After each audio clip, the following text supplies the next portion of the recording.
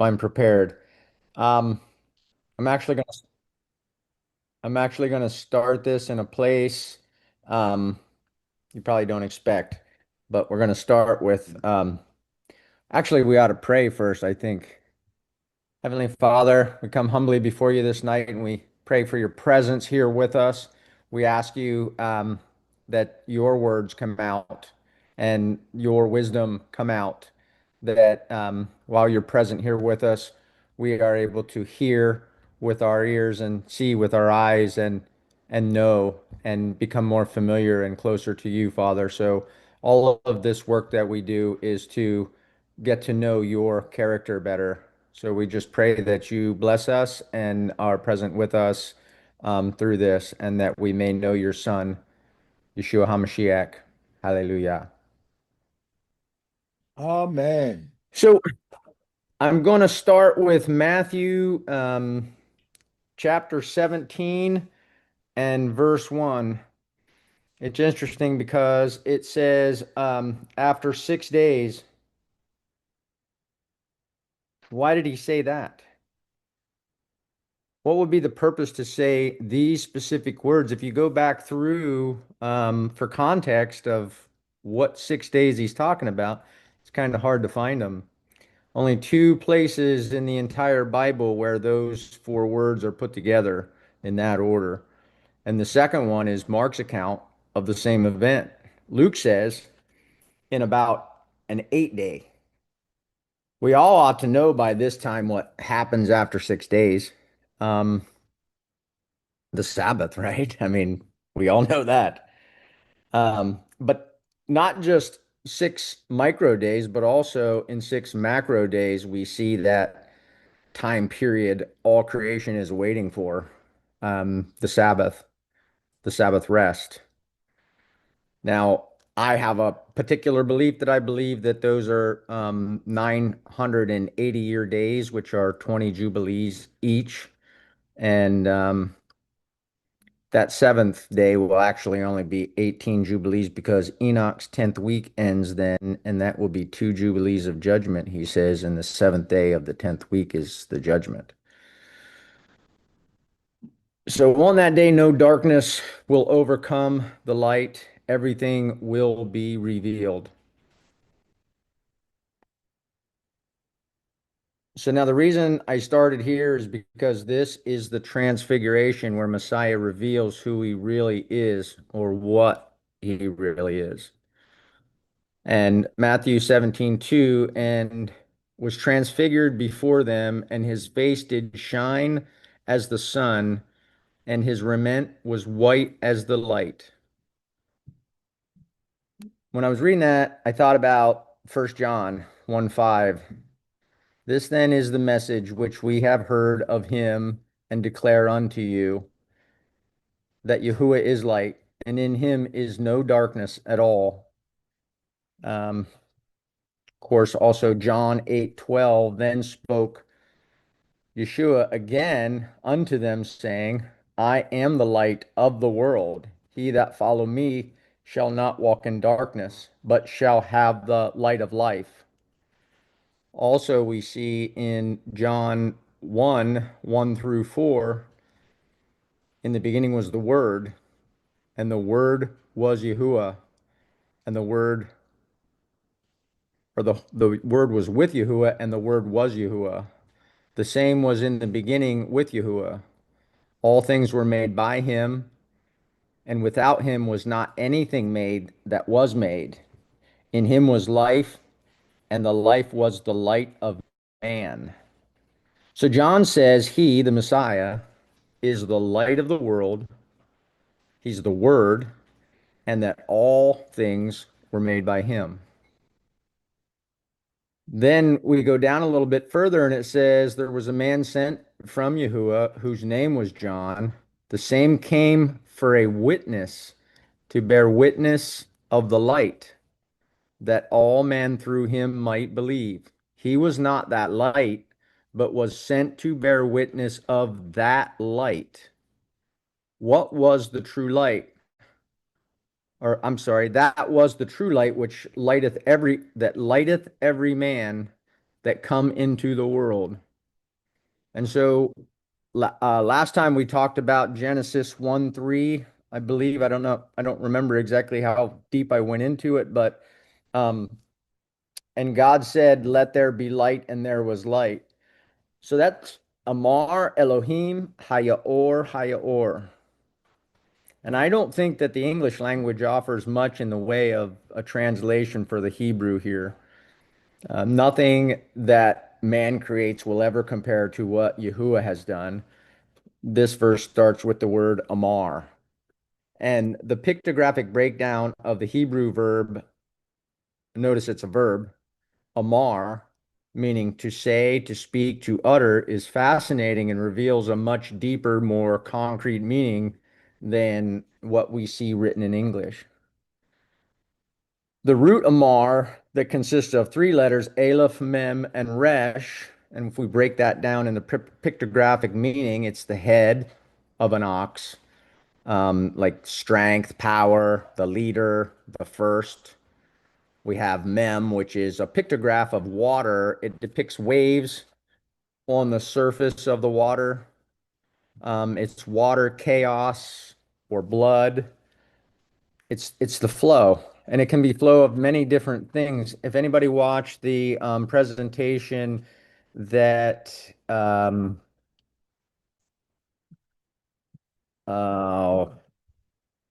no, I forgot the name of the page, but the one about the head of days and the ancient of days, he or they broke that down very well and talked about that mem being this flow of energy. And I think that's a very accurate statement, especially when we talk about this Genesis 1:3. This Amar is this flow of energy from the creator, and it says it becomes light, or that energy becomes or, which that word or is like where we get aura, like the glow around people, their aura that we talk about. And so he says that Amar Elohim, Haya or, that he creates this aura and it became light. And that light is the light of the world. That light is the light that lit the world for the first 3 days before the sun, moon, and stars were made on the fourth day. And I mean, that's really what we're talking about here. I want people to understand and really, really understand that we're talking about time. We're talking about the sun, moon, and stars. That was the whole purpose that they were created for. I mean, maybe not the whole purpose, but that was their major function. So moving on down, um, just a second here, going through my notes. So that next word after Elohim is Haya, and Haya is to happen, to fall out, to occur, to take place, to come about, come to pass, to arise, to appear, to become, to exist, to be in existence, to remain or continue, to stand. I thought to exist or be in existence was a pretty interesting definition for Haya, to become, because it really captures what I think is being said in this verse, or what I believe is being said in this verse. Um, and if I get down here a little bit further, I put a lot of notes together, but I know that I don't want to take this much time tonight. Um, Now here's where it gets interesting, because I was about to pass over the word or, the aura, um, because we all know that that's just means light, right? But then I felt in my spirit and I was reminded that there's always more. So now remember, we had Amar, Aleph, Memresh, and Elohim, and then Haya, and those two action words created Aleph, Vav, Resh. Now, Aleph, Vav, Resh is the word or, like in your aura, the light you give off. But notice here also, Aleph and Resh come through and the mem was transfigured into a vav. So this energy that once flowed to the head is now attached to the head. Can you see what I'm getting at here? Because it's like this energy comes out of the creator and it creates this light, and then this energy, this authority that flows from the Father. And I think that's another thing that we really need to understand is that when this authority, when we speak, even, we're giving authority to another person because knowledge is power. So when we speak, we're passing authority from our mouth, and we're made in his image. So that's exactly what we're doing. And so that's what happened on that day. He spoke, and when he spoke, his word was the word, and it was light, the light of life, the light of man. That is the Son of Man. That's what I would um, present tonight. That is the Son of Man that came into the world. And that was because the Father's outside of time. He's not part of time. He's not in the world in that sense. The world's really in him. And so when he created the Son of Man, it was a reflection of him that was capable to be in his creation. And so that's who the Son of Man is. He's a reflection of the Father. And that's really difficult for us to understand. But if you think about our children, our sons are a reflection of us. And so, did a really interesting study on that this morning about authority and how it flows down. But um, let me continue in my notes here. And Elohim then Haya, and those two action words created Aleph Vav Resh like the aura. See, so this energy that once flowed to the head is now attached to the head. Matthew 28:18. Then Jesus came to them and said, all authority in heaven and on earth has been given to me. All authority. That's that flow of authority that was given to him because it was. It came from the Father and it was passed down to the Son of Man. Isaiah 48:16. Come ye near unto me, hear ye this. I have not spoken in secret from the beginning, from the time that it was. There am I. And now Adonai Yahuwah and his spirit hath sent me. Now, who is that talking about? That is Yeshua, the Son of Man, and he was sent by the Father. And he tells you right there. This is how those first 3 days had light. It was him. He is the light of the world. And on day 4, when he made the sun and put it in charge, it was a daily reminder of who he is and what he has done.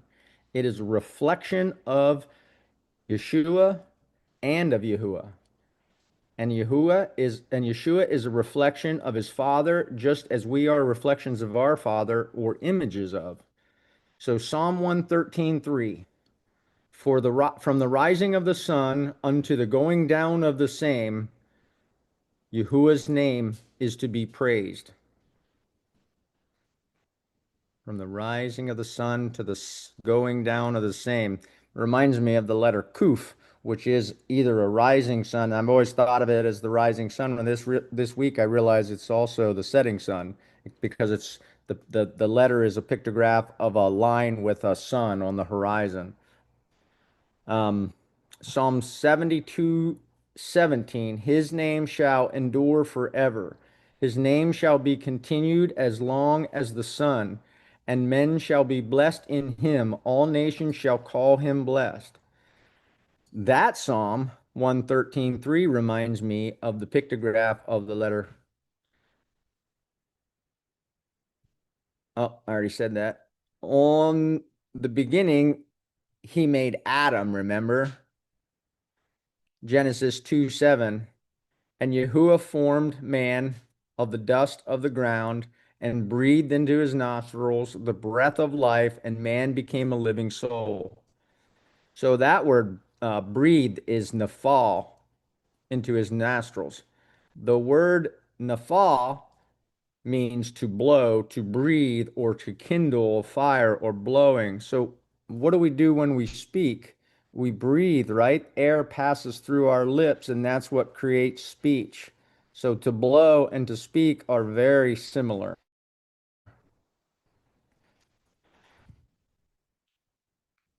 So we have, I'm going to skip some of this here, just a pictographic story. Um, to blow, to breathe, the action of the mouth that separates het, the inner air of the body, from the outside air. It is the act of expelling breath from the inside to the outside. So I think that's what we miss about the Son of Man. We don't understand or comprehend that he came out from the Father and now he has this existence, but he's not something other. He is Yahuwah. He is in the same authority as Yahuwah. He is the reflection of the Father. Just like when you speak, it's not somebody else. You didn't make anybody or you didn't create anybody. That's your authority going forward. And when that authority enters the ears of somebody else, they hear you and you've passed that authority to them. Now they know they have that wisdom and they can pass that down. And that's what this is all about. That's why we get here is to for each other to share what we've learned and pass that authority around so that we can plant seeds and hopefully some of them grow.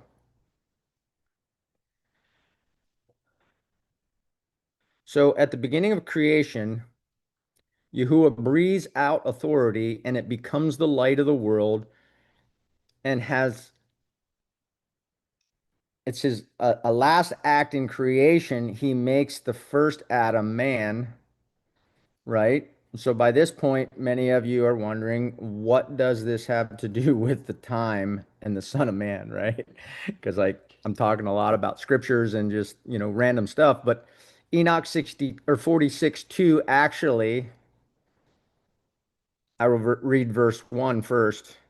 And there I saw one who had a head of days, i.e., was old, and his head was white like wool, and with him was a second whose countenance was like the appearance of a man, and his countenance was full of agreeableness like one of the holy angels.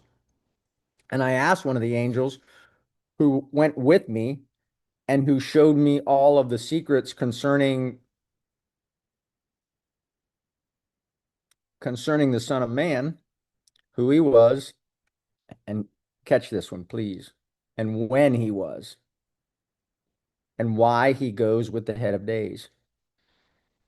Revelation 1:14 came to my mind when I read this because his head and his hairs were white like wool, as white as snow, and his eyes were as a flame of fire. Now everybody knows who that is, or we believe we know who that is. That's Yeshua. That's the Son of Man. Enoch 48, 2 through 7. And on that hour, the Son of Man was called near the Lord of spirits, and his name before the head of days. And before the sun and the signs were created, before the stars of heaven were made, his name was called before the Lord of the spirits. He will be a staff to the just and the holy, upon which they will support themselves and not fall. And he will be the light of the nations, and he will be a hope of those who are sick in their hearts. All who live upon the earth will fall down before him and bend the knee to him, and will bless and praise him, and will sing psalms to the name of the Lord of spirits. For this purpose he was chosen, and he was hidden before him before the world was created, and he will be before him to eternity. And the wisdom of the Lord of the spirits has revealed him to the holy and the just. For he preserves the portion of the just, because they have hated and despised this world of injustice, and have hated all the deeds and ways in the name of the Lord of spirits, and in his name they will be saved, and he will be the revenger of their lives. We could likely speak on these verses for eternity, and I look forward to when we have that opportunity to do so. He is called near the Lord of spirits and before the head of days, before the sun and the signs, and before the stars were created. For this purpose he was chosen and hidden before him, before the world was created, and he will be before him to eternity. So last time I presented the head of days, the Son of Man comes before him.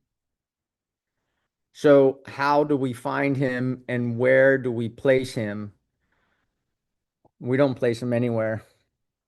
He appears, and that's just the way that it is. And that's something that we really need to come to understand, that we are not to affect the calendar.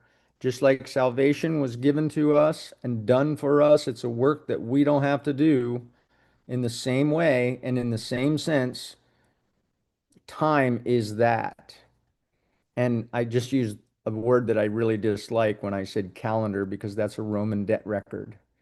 And the Father's time was created as a gift to you and me for the ministry of reconciliation. And that reconciliation is to reconcile us to Him.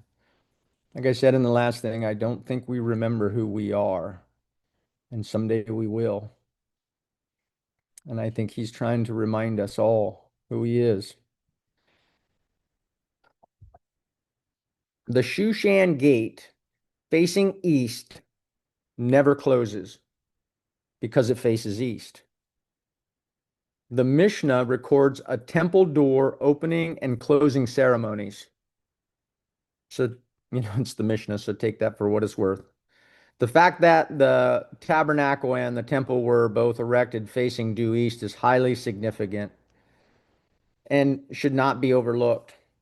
I had heard some claiming that for several days the sun would shine through those gates and through the doors, but I would argue that the depth of the temple and the distance from the Shushan gate makes this highly unlikely that it would do this for several days. Um, so what we're talking about here is we're talking about the sun shining into the temple at the day that we call the straight line day, when the sun is on the celestial equator. And why is that important? Because a quick study of the amount of time to complete the event we call the vernal equinox, better named the straight line event. And first, let me clarify. This is not the day of equal day and equal night. That is very clearly day 364, as we read in Enoch 72, 31 and 32. And if everyone remembers, that day occurred in chapter 31 in the third gate. Now we all learned from Colton that these gates and numbers of days can be perfectly matched according to how you start your year. Now let's go back to the day after the 364 day. Remember last time I read what Solomon said in Ecclesiastes 1:15. That which is crooked cannot be made straight, and that which is wanting cannot be numbered. So now we have completed our 364-day year, going yom to yom. Now I got that according to Absalom, who pulled his hair at the year's end, which is 2 Samuel 14:26. For it was at every year's end that he pulled it. And the words there are kes yam yam, which is translated at the year's end. And I thought that was pretty interesting, because what he's really saying there is he's saying at the end of the day to day, at the end of the yom to yom. That word ketz is H7093. It's the end of time, the end of space, or an end. I did notice this word also has a kuf in it, which represents the beginning and the end. But if we just accept Strong's definition, that's the end of the day to day. So Strong said Ketz was end, and Yom was every, and Yom was year. I never noticed Yom having a meaning or definition of every. So I thought that was a pretty interesting tell for how trustworthy Strong's is. Um, the pictographic tells us more. The point of translation, kuf, that is caught, reached, or desired, said, or to catch the turning point, to arrive at the appointed moment of change. The pictographic suggests an end is not merely a stop, it is a destination that has been pursued or hunted, said, a turning point, a moment of profound change, or a transition into a new state.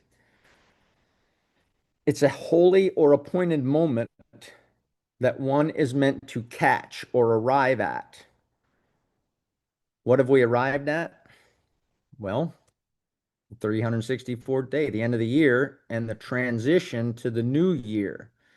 But we have this day that is this event where the sun creates a path as a straight line.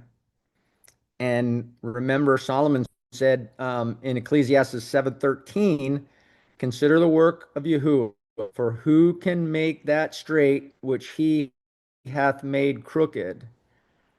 And again, that which is crooked cannot be made straight, and that which is wanting cannot be numbered. So what does that mean? Right. It means that those days that don't fit into the calendar and they want a place in the 364-day year can't be numbered. They're not numbered days. And so we have 365 days every year. And once every 4 years, it accrues to an extra day. So there's 366 days every fourth year. And the 365th day is the head of days, like I explained last time. And it cannot be numbered because it is wanting of a position in the 364-day year. And the day the sun is on the celestial equator, and he remains on that equator for 30 to 33 hours, so 1.25 days. So let's take a look at the pattern of time of how the epicenter of the event, that is what time and date gives us, the epicenter. So we need to subtract 15 hours and add 15 hours to get the start and the finish of the event. So let's see, I've got some pictures here, but I still haven't learned how to share. And one of these days I'm going to learn how to share this stuff. You So you can guys, do it. Just push down at the bottom where it says share, and then go out there and pick out what you want to share. I don't have a share button. I have audio, video, participants, chat, react, and more. Oh, right there. Look at that. I got more. Let's see.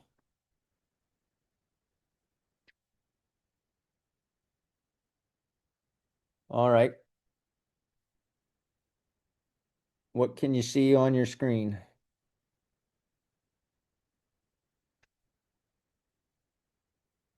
Can you see that with the dates? Are you guys able to see that? With the dates of these are dates of the equinoxes. This is 22 through 28. Yes. Yes, we can see him. And you can see that each year they change about 5 years, or excuse me, 5 hours, 5 hours and 49 minutes each year they change. So what I'm putting forth is this. So this represents the earth. This is Jerusalem. And this is the precession of the equinoxes. Now, anybody that knows me knows that I've rejected the precession of the equinox model that we've been given, that the stars are moving out of place. I don't believe that. What I do believe is that um, time starts in Jerusalem, and the sun and moon and stars move west from Jerusalem around this flat earth this direction, moving to the west. but the precession of the equinoxes, the version that is real, actually moves east. So we have 4 different years, like I showed you in that first model. There's 4 different years here. And so if each year it's moving about 6 hours. So it starts in Jerusalem, and then the precession causes the next time to move here, and the next time to move here, and the next time to move here, and the next time to move here. Now, what's really interesting about this 30 or 33-hour event is that it lasts for 2 days once every 4 years. So let's say that that 2 day event happens in Jerusalem um, next year. Then the following year, because this is where we're at. We're here in the United States in this quarter down here, and it happened here this year. It's going to happen in Jerusalem for 2 days. Now, what's important is not so much the straight line event, it's the days that the sun shines through the gates of the tabernacle. And the only days that it can do that is when it's on the celestial equator. And the gates, the Shushan gates, and the gates of the temple and all that stuff has to all be, the sun has to be perfect to shine all the way into and it wouldn't shine inside the Holy of the Holies, but it would light up the whole inside of the temple, and it would shine on the curtain that's in the front of the Holy of Holies. And so that's going to happen for 2 days every fourth year. But that event is going to move around, but it only matters when it happens in Jerusalem for us. But the next year it's going to happen here, and the following year it's going to happen here in this area, and then the last year it's going to happen in this area down here, and then it'll happen again in Jerusalem on the fourth year. So why is that important? Because that is how we know when the what we call leap year happens. That's when the Son of Man appears before the head of days. Okay, that's when he is called before the head of days, according to Enoch. So these other times don't matter to us. The funny thing is that we're all trying to track the straight line event and figure out when that is so we know when to start our year. But what's important is Jerusalem. The rest of them don't really matter. I mean, yes, we've got to figure out how we keep time according to Jerusalem when we're not there and we can't communicate with people there. But I believe that if you follow those leap years according to where they're at in the locations that they're at, you're going to be in alignment with that time. Now, I've been watching a lot of different things and listening to some different people talk about how they understand the way the calendar is messed up and time is really distorted. I like to ask people, if you're the devil and if you can lie about whatever you want to lie about, what wouldn't you lie about? And if you had hundreds or maybe even thousands of years to perfect those lies, how good would they be? So when he lied about time, he lied about everything about time. And so we're really, really confused, and it takes a village to really figure this stuff out. But this is the model that I'm putting forth. And so this is that Son of Man. This is that time processing around. But what really matters is that every fourth year event when it's in uh, Israel. So now, according to see if I can get that picture back up. According to, give me a second here. Mm-mm-mm.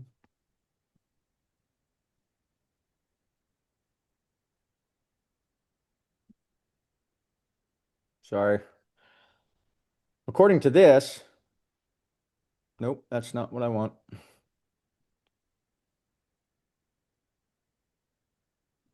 Here's what I want. I want this back up.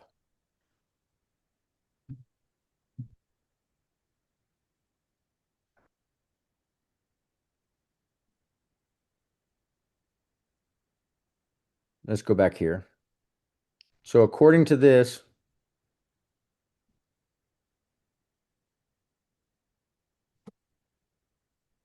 I lost my spot. Sorry, give me a moment here. and I'll find out where I went wrong. I lost all my notes. Take your time. Here we go. A word that is just as much a meaning of pistis as faith is, or even believe. That's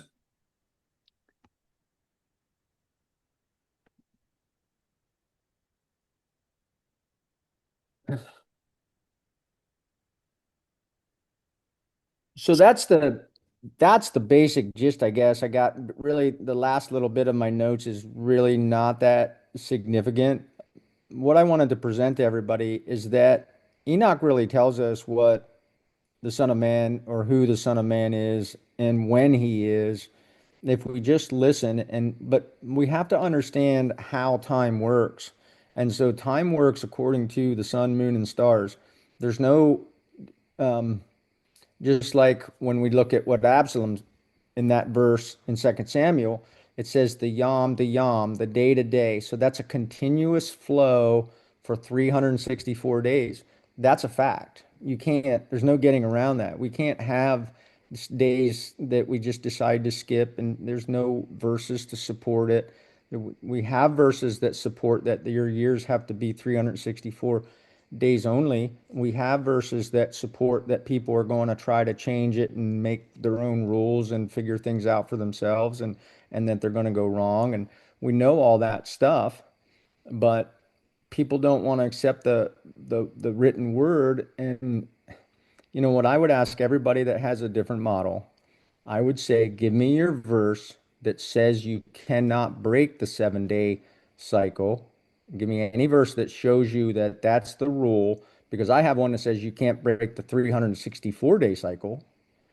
And if you can't come up with, and I have more than one that says you can't break the 364 day cycle or the 52 weeks. And we know everybody knows that you have to start on the fourth day. Well, if you start on the fourth day and you go 52 weeks, you come to the third day. That's just natural mathematics. And so when we do that, we're keeping his commandments. I think the big thing for a lot of us is that we really need to decide, is Enoch scripture? I know for myself, I'm fully convinced in my own mind that Enoch was intended scripture and that we should trust it.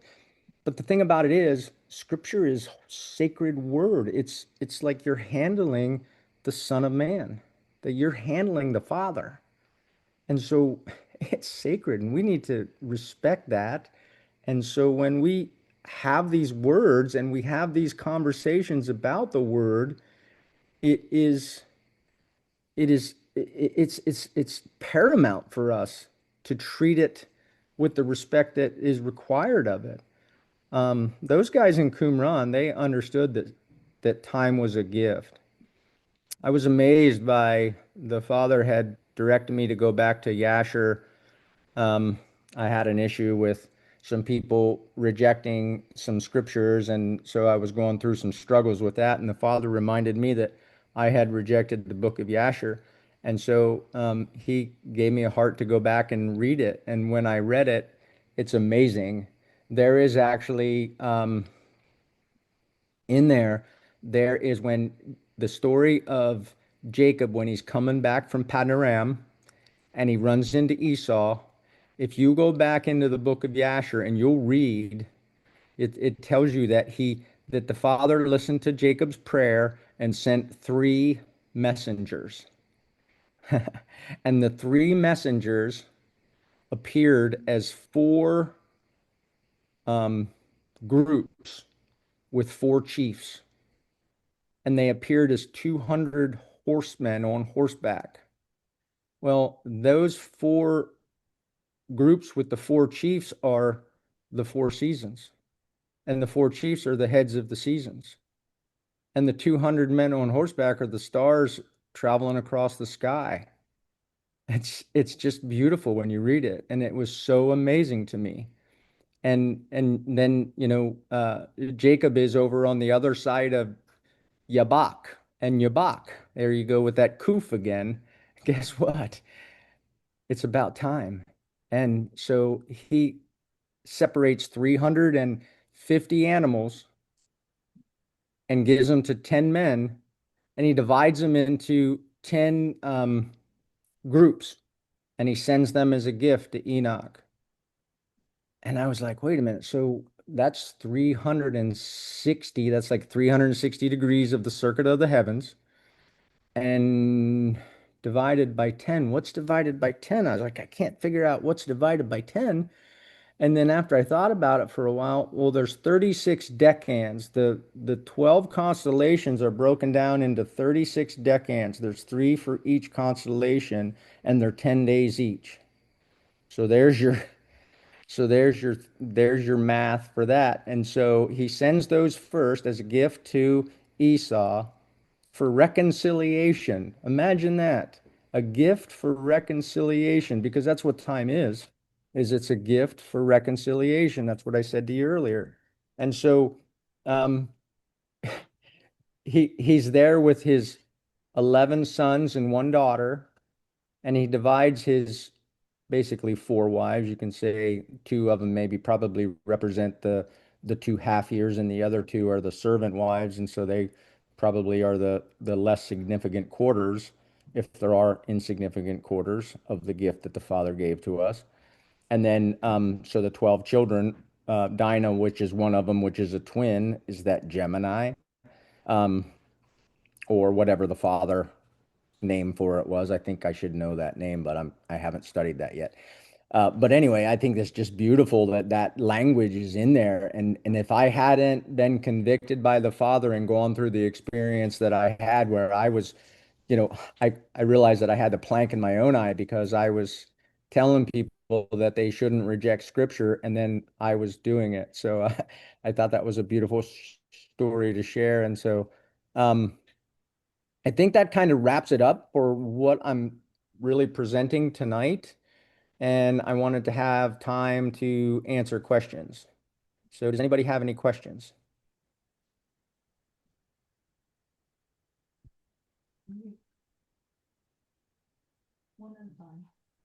Oh, somebody does. I just know it. What's your question, Jackson? I lost the gist of this in the forest of trees. Okay, so I'm trying to put those things together in my head, you know how slow that works. It's you've got so much in there that I'm not exactly sure how you're coming out with a non-recursive 7 days. I'm sure I just missed it there because I was doing other things too. Understand what I'm saying? I see what you're saying, Jackson. Of course you do. I see what you're saying, but I could see it where you're confused. So my problem is you nobody can give me a verse that tells me that I cannot break a 7 day weekly cycle. And That's the correct. fact that I am not breaking the 7 day weekly cycle, the Father established time the way that he did, and I can't he imagine anybody criticizing you for that, brother. That should be common assumption that that's a possibility. I think the problem comes when people are so hard-brained that they won't listen and try to put it together. Yeah, it's too difficult. I don't learn that way, or that person wasn't making any sense. I think it's something you've got to go after. It's just not that easy. I've been trying to for 2 or 3 months now, and I'm getting it piece by piece because I'm looking at it closer. I got in trouble from my friend for not just standing up and saying no. I lost my friend pretty much, and You didn't lose your friend. You're just standing up for what you're trying to understand. And that's what I was doing. I didn't know one way yeah, or the other, but I'm certainly, I write my doctrine in pen, pencil, and eraser. So if I find I'm not understanding something correctly, I'm going to change in a minute as soon as I validate it. Yeah, so Jackson, I'm starting to see what Dustin is saying and what Marissa is saying. I've studied with them. I've studied with Miranda. She's on this call as well. And what they're trying to say is that there's 365 days in a solar year. Do you agree to that? Yeah, sure, of course. Okay, so if you agree that there's 365 days in a solar year, how do we keep a 364 day Easy, cycle? easy.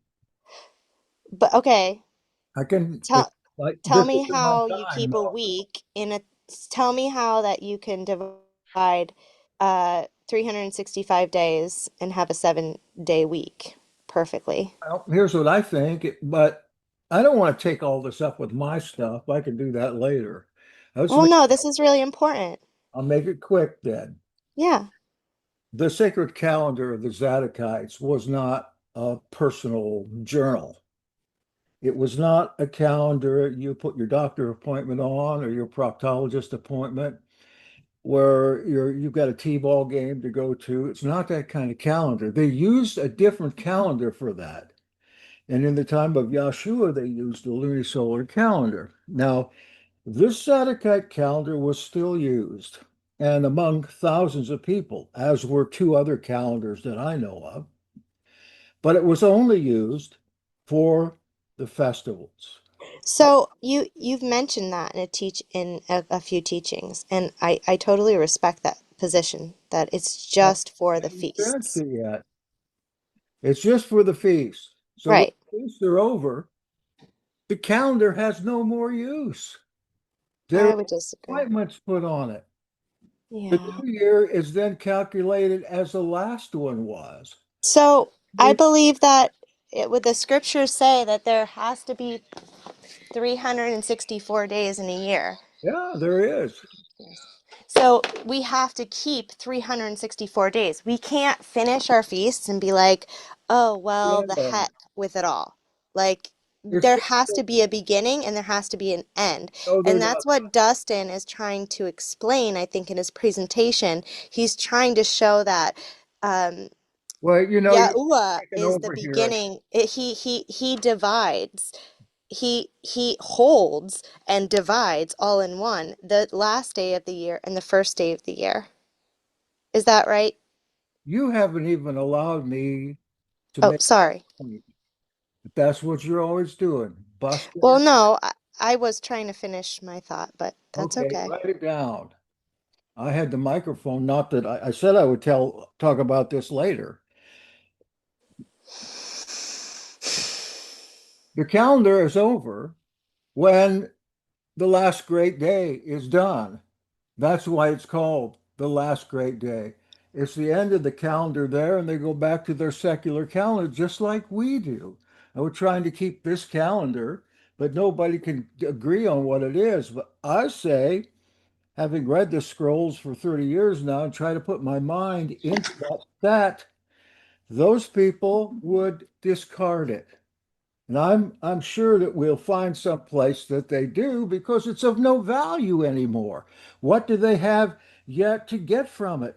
Nothing. Maybe it was 364 days in the very first, but after year in the tabernacle and in the first temple, we need to adjust that. We don't have any use for that. Let's do just the same thing that we did with the Torah. Can I ask a question? Of it is not good anymore. Can I ask a quick question? Why not? Go ahead. Go ahead, Colton. Hey, does anybody have any questions about the presentation though? Like Yeah. the You. the Son of Man or the Equinox, like the double like line event he's talking about? Does anybody have any questions like pertaining to the presentation? Thank you.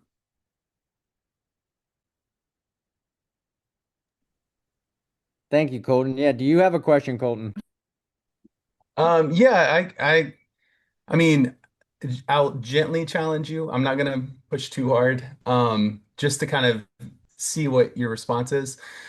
So when, because I agree with you, obviously, on the head of days and the Son of Man. Every fourth year being the sign of Yeshua, the head of days being day zero, 365, whatever you want to call it. We disagree on how we phrase that day, but what about like, because I know we talked about it briefly, but what did you discover as far as going further out in that fourth year kind of being broken? And I only see this in Stellarium, but that fourth year being broken on the equinox, like it's not a consistent, repeatable pattern. It would appear, according to time and date, um, and according to the precession of the equinoxes, which is factored into stellarium, that that would be a cause and effect that would throw us off or distort time so that it would make it much more difficult for us to be able to ascertain the facts in the matter. One of the problems that we have is that they claim that they adjust the time of the events according to how it happens. So all of the data that they're sharing on time and date are actually forecasts. They're not necessarily actual facts, which I think is pretty significant because that tells us that they don't really know, or they do know and they are hiding it from us. I prefer to choose the latter more than the prior. Does that answer your question? Yeah, that's a good answer. And that's honestly, that's why I think that more people really we need more people. I'm not capable of it. So I don't really have room to talk, but we do really need more people that are physically watching and taking photos and looking at consistent elevation. But yeah, that's a good answer. So basically it sounds like it's still either way until we can observe it, is kind of what you're saying.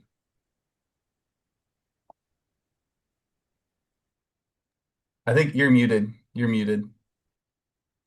Thank you. Yeah, I believe that the also the way that the moon mansions, the lunar mansions, I believe they're going to help us in solving that ultimately because of course Marissa had explained to me that the 27.3 is times 10 is 273. So that's how those lunar mansions point. The head of days always points to the winter solstice, and and the the summer solstice always points to the last day of the year. And so that's how those lunar mansions work. And I believe that that's going to help us to find this. But yeah, Robert Villa, and I was hoping that he was here tonight, but he sent me a video that was pretty tremendous that the Chinese were actually able to take. So they had a 40-foot gnomon that they set up in Beijing, and they were actually able to travel the world and chart the entire world and know what day it was and how far they were from Beijing. And then they created the latitude and longitude based on those measurements, and they used an 8-foot gnomon, and so it was a fraction, and they measured all of it and got all that information. The other thing that they did was they had these two poles that they would stand up straight, and a man would stand between the two poles and look straight up. They had built water clocks, and so they could keep regulated time. And what they would do is they would record at different hours of the night the stars. And so that's how they could tell what day of the year it was. Well, You know what? That model right there tells us, and these Chinese, we know that we have to know because the Arabians, the Persians, the Babylonians, the Chinese, and the Indian Vedas all had these lunar mansions. They were all using, they all had complex um, astronomy understanding at the very beginnings of their civilizations. And the scientists can't explain that. They don't understand how that is. And the best explanation is the dispersion from the Tower of Babel. They all had that information. They got it from Noah, and so that was that's how that information got around. But all of these people having the same information tells you something. And so this fact that they could look up and tell that what star was between those poles at a certain time of the night, that tells us that every day has a station. So the sun has stations. It says, if you read it, Enoch, carefully, it says that according in 74:17, it says, "In these years justly finish according to their stations and the stations of the sun." So those 364 days are fixed, okay? And so those 364 days have stations where the sun is in the constellations. And the first point of Aries, which has been the first point of Aries from all time, because Aries is too broad. If you go and you Google, you can find out that the length of the constellations are varying. But what they did is they cut the sky up into 30-degree pieces and made those the portions of the sky. And so that's how we know that's another way we know that the precession of the equinoxes is a phony, that the stars aren't moving. Enoch told us that they're not going to move.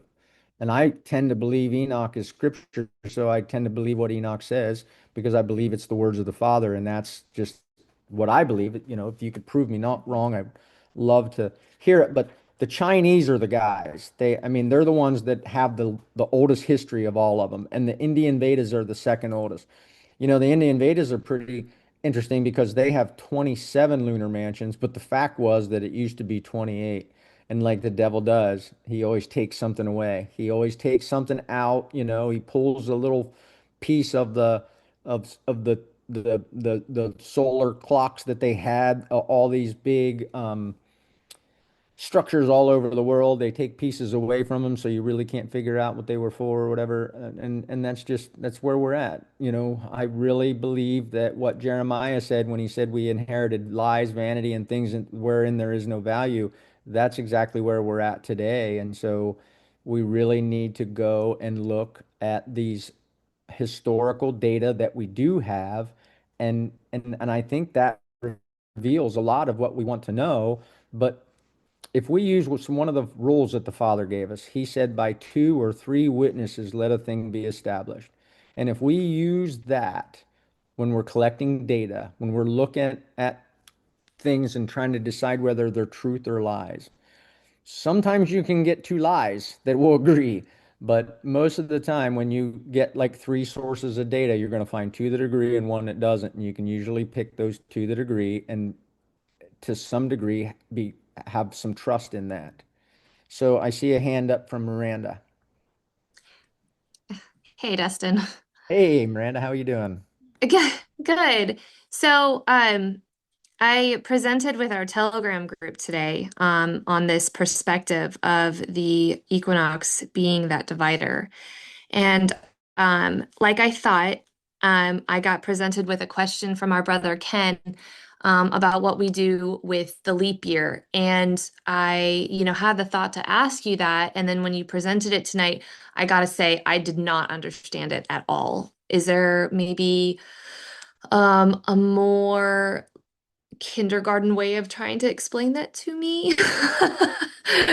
Sorry, I'm not trying to be like, No, no, I please get no, dumb I it get it. down, but Hey, It's Dustin. difficult for me because this stuff is complex, and Let's I don't know how to boil it down the best way. Go ahead, Jackson.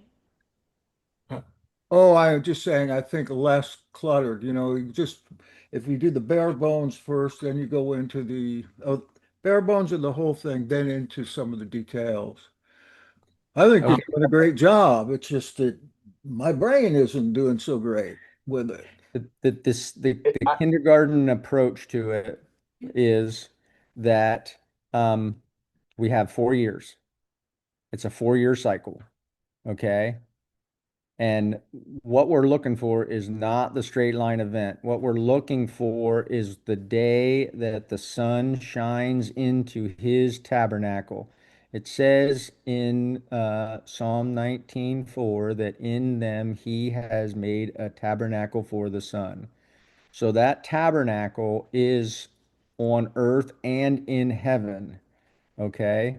So when that day aligns heaven and earth, that's how it works. When that sun shines into the temple on earth, it's in its temple in heaven at the same time. And so that's how the alignment works. Okay. And that's how we align with the Father. And that's why it's so important to understand this stuff because that aligns us with the temple in heaven. And then all of our feast days are in alignment with that, and then we build our day on that. But what happens is once every 4 years, and if I can go back to this picture right here, let me see. This picture right here. So every 4 years, see how I have 6 p.m. here? 6 p.m. is the sweet spot. If you go 15 hours before that, you're going to be around 3 a.m. in the morning. Okay. See how I have um,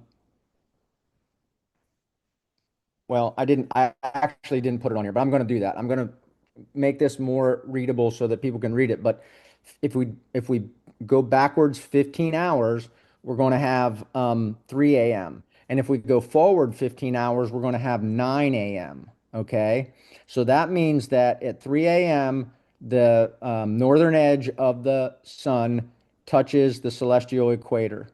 Okay. Once it touches the celestial equator, that starts the straight line, and it stays on that celestial equator for 30 hours and it'll leave it at 9 a.m. the next day. So now we got on the straight line at 3 a.m. So that means that the sun rose in the tabernacle for one day.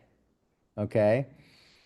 And your 364-day year's over, and it rose in the tabernacle one day, and then it's going to rise again a second day in the tabernacle. And then shortly after the sunrise by 9 a.m., it's going to leave the celestial equator, and you're going to have a 2 day event where the sun's in the tabernacle. Now, you don't have two head of days. So the other one is the Son of Man, who's hidden before the head of days for time, and he will be there into eternity. And so that's how that works. Does that answer your question and explain it?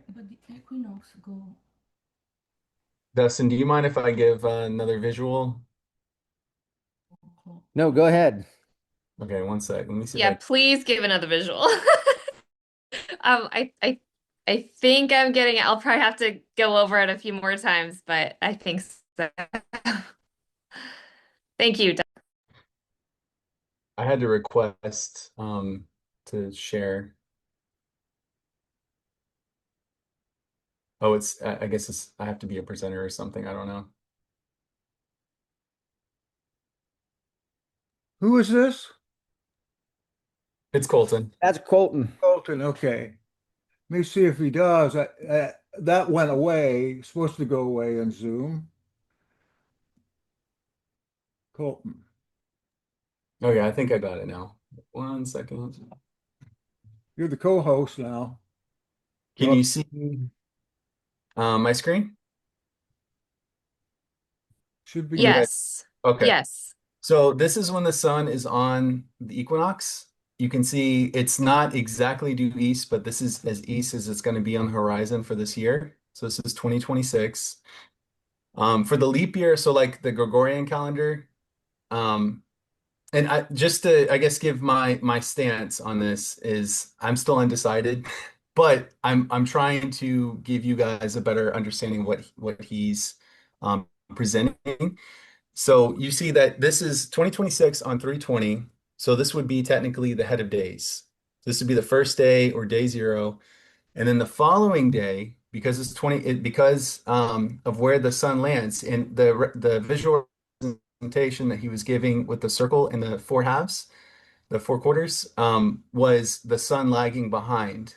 So every 4 years, you can see the sun. There we go. You can see this is me moving forward in years that the sun falls back, right? So let's go back to 2026.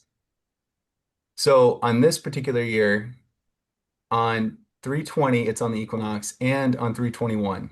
So for two days, it stays on the equinox.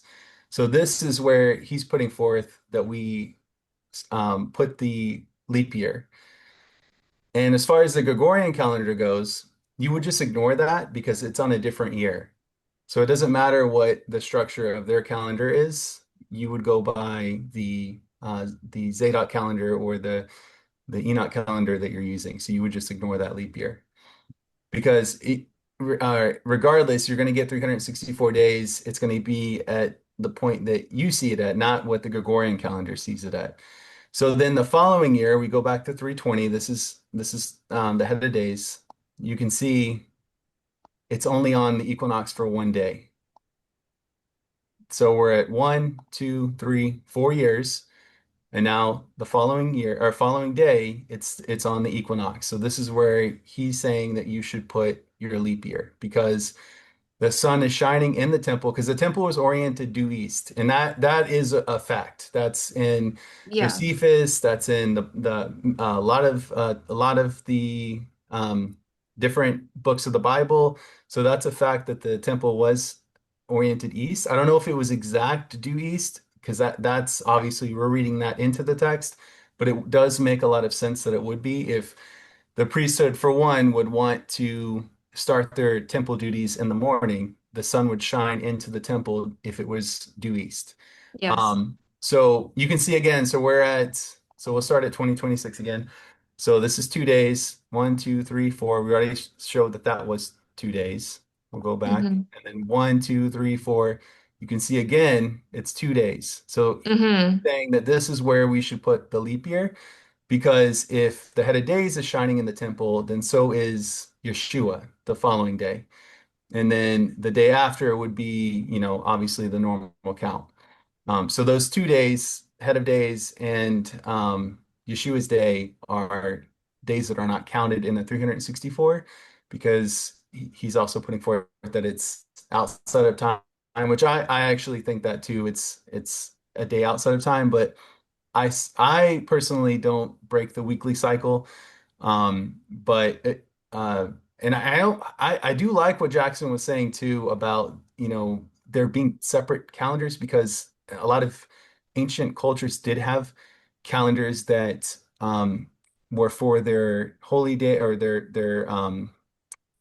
for their gods and things like that. And then they had another calendar for finances and keeping track of other days. So it is interesting, but So, Colton, do you like and regard the Book of Jubilees as scripture?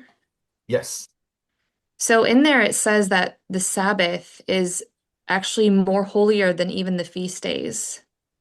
And so if the sun is determining days, weeks, months, and years, and jubilees of years, and Sabbath of years, then the calendar isn't just for the feast, it's for the Sabbath as well, the seventh day, which is more holier Oh yeah, than. yeah, I agree. Yeah, I think that obviously the Enoch calendar is way more important if there was a separate calendar. I'm just saying that that's an interesting theory that Jackson put forth. But yeah, no, I think the Enoch calendar, 364-day calendar, is the calendar we should be following. Well, And as I I think said, that that there were four calendars going in the time of Yahshua, and this calendar, or something very much like it, was a rebellious thing to be using for feast when the temple puts out certain feasts, but you're keeping other days. So that's what I'm talking about. It's not a matter of this calendar or that. It's that all these calendars, religious calendars, Pharisees had their own too. at least three, probably four, were going on at the same time. And one denomination uh, was trying to dissuade the other denominations. As you can see in the New Testament, everybody's getting messed up for breaking the law. That's when I say more than one calendar. Obviously, the other one's wrong, but the people believed him anyway. I'm done. Um, did to your question about the Sabbath though, did I answer? I'm not sure Me? if I answered. Yeah, I didn't. I don't know if I fully understood the question about the Sabbath. Oh, I was just saying that the Sabbath is in Jubilees, it was saying that the Sabbath is actually more holier than the feast days. So to use the calendar just for feast days um, is kind of doesn't really make much sense to me because the sun is what sets the days, the weeks, the months, the years, and that's all within the same calendar year that is described in Enoch. And so if the Sabbath days are more important than the feast days because they are holier, because that's what he first established there in creation, then we can't just use the calendar to find the feast days. We got to use it to find the Sabbath day the day that we meet him weekly at. Yeah, So I agree with you. I But don't I think you get also it. Don't you what's see? These are three different religions sprung from the same one. And when the Sadducees say, hey, you're going to keep our calendar, you're going to go to jail, they're going to be swayed to keep the Sadducees' calendar, which was a lot like yours, rather than keep the rebellious calendar of the Zadokites or Pharisees. So you're going to see those people not really thinking about uh, this calendar except listening to the Zadokite priest who gives out the dates. I'm sorry to interrupt myself. I just oh no, no, you're good. No, I was just gonna say I was only saying that was a good theory. I think that this is the only calendar that we should be going by. Obviously, we have to operate within the society, so the Gregorian calendar is important for us. Um, but yeah, no, I do think this is the only calendar that we should be operating by, and this is how I believe the Sabbaths were never broken, and I don't think that they. I think I personally, because I think I know what you're saying now, but I personally think just like the 4 intercalary days are not reckoned in like Jubilees, it says there's 360 days when it describes the flood. Or in Daniel, it talks about there being 360 days. It doesn't count those four other days. Just like I don't think the additional 365th day is being counted. But I think that none of those break the weekly cycle. I think the weekly cycle has always been consistently what it is today. So that's I my don't know opinion how on to it. raise my hand. I don't know how to raise my hand in this thing. And Colton, I couldn't figure that out either. I cannot figure out how to raise my hand. And I know that Jackson is terrified of me speaking, but I do want to interject here. And I just want to say, Colton, you do amazing work. I follow all of your videos, and I'd love to speak with you privately. I do understand that you think that the weeks are not changed. They just go cycle after cycle after cycle, just like our birthdays kind of float around. But it's not like that with Jubilees 2:9 does say that the weeks, because he says the sun determines the years, the months, and the Sabbaths. And Sabbaths means weeks. So when Jubilees 2:9 says that the sun determines the Sabbaths, it's not going to be a cyclical time after time after time because there's 365 days, well, 0.24 days in a solar year, right? We can all, from vernal equinox to vernal equinox, you would agree that there's 365 days there, right? Yes. Okay, so if there's 365 and a quarter. 365, yeah. So how do we make the Sabbath be held perfectly in a 7-day week cycle in a 306 I'm sorry, uh I, in I, in I get, I'm in following. his year. So we have to use that division of time, in which that's what Dustin was speaking of, because he's the one that holds it all together. Is I, I'm trying to understand what he's saying, and that's what I think that he's saying, is that he is the one that holds time. So when the equinox comes, we understand that he is that divider. And Marissa uh, would say it's like a course. His year is like a course, a 364-day cycle. Like, I guess you would say if you were ever on a roller coaster. And then everything intercalates back at the stationary point. And so he sets the years so that we don't have to rely on a man-made week, because Constantine didn't use Yahuwah's luminaries to determine the year. He just made up a 7-day everlasting cycle. But Yahuwah is different. He just separates his years by a day, holding um, day 4. And that's really, really, really important, I think. And so, there's so many scriptures that says that the Israelites was worshiping Saturn. And so we have to be pretty aware of that. Are we worshiping Saturn every single week on their week and not Yah's? So That leads, it you that leads, can't you can't I'm trace creation week back to creation week. You can't trace the week that we have now back to creation week. It's virtually impossible. I'm sorry, Dustin. That's okay. I didn't mean to interrupt you. I wanted to say that that kind of leads perfectly into a presentation Jackson has in the chat if you have written essays that are gathering dust. So something that I've been is kind of like my pet project is the Herculides, who are the sons of Hercules, who claim descendancy from them, and I've tracked them according to the Virginia Star. And so we need to remember who the enemy is because the battle is still real. And as far as calendars and time, we need to remember why the Zadokites were in the Judean wilderness, because that's pretty significant. And that all was facilitated according to the Hasmoneans, which we call the Maccabees. And interesting enough, if you go and look at the Maccabee coins, you will find the Argead star or the Virginia star, which was from Virginia, Greece. But Zeus was said to have been born in Crete, and his son Hercules uh, is claimed as the father of the Macedonian Greeks.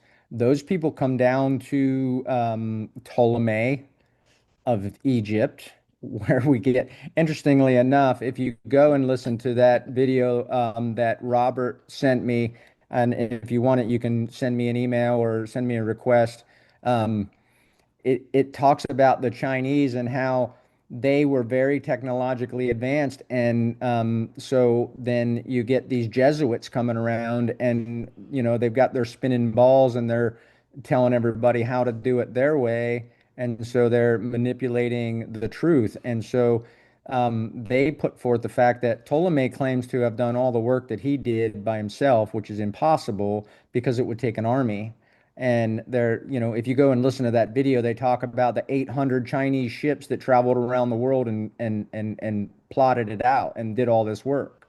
So it's not a small thing, and there's actually documentation that proves that that was a historical trip, and then it was scrapped from history.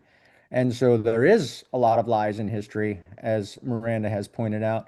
but we can find them. That the truth is out there. It's available. I love Proverbs 8 where he says, "I love those who love I love those who love me, and those who seek me early shall find me." And I love to get up early in the morning and spend time with the Father, and I recommend that everybody do that. We are fooled by lack of knowledge, and the knowledge comes from hearing the word. And so the more we read, the more we're going to know. And I've been blessed with the opportunity to read a lot. And so thank you guys for letting me share. I really think this is, a really foundational thing that has been given to me. It's been a slow process for me, but at the same time, it's happened pretty quickly, and I believe that's based on where we're at in time right now. And so I think it's pretty significant the moon discovery.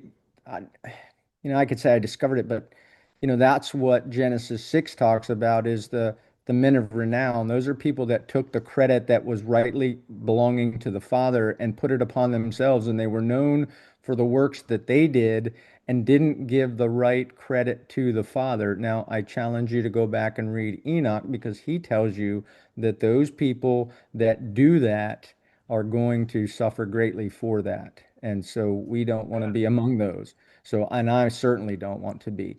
And so, it's not all honor, praise, and glory go to the Father because He revealed this to me and I am able to share it with you. And it's a blessing to me to be able to do that. And I just have enjoyed True, true, this true. opportunity that Jackson has given us to share this. And um, I hope to be able to bring forth more information, but I really believe that, once this starts to catch on, once people really get on to how this works, um, it's simple and it's not anything that we really need to do.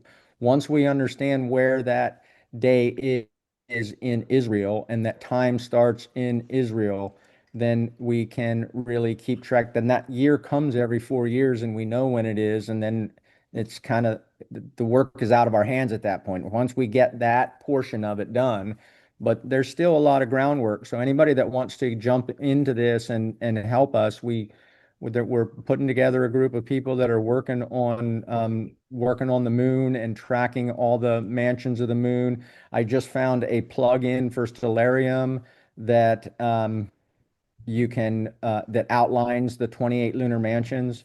And so, I mean, we're getting there, and it's going to happen. So anybody that wants to get in touch with me can get my email from Jackson, and I just invite everybody to come and work with us to get the rest of the outline of this thing figured out because it's an awesome and amazing opportunity to draw closer to the Father. Amen. Yes, and Colton, thank you for the visuals. That really helped me. I'm Yes, a I'm thank a you, visual Colton. person and thank you. You're welcome. I'm glad they were helpful. Let the thank yous go all the way around. I thank y'all for being here, especially you, Dustin. I really enjoyed that, learned a lot. Know I'm going to learn more as we continue on with this. And if somebody hasn't had an opportunity to speak their mind, please let us know and we'll put you on the schedule. But until then, thank you very much again, and I'll see you next time, whatever that happens to be. Probably next week.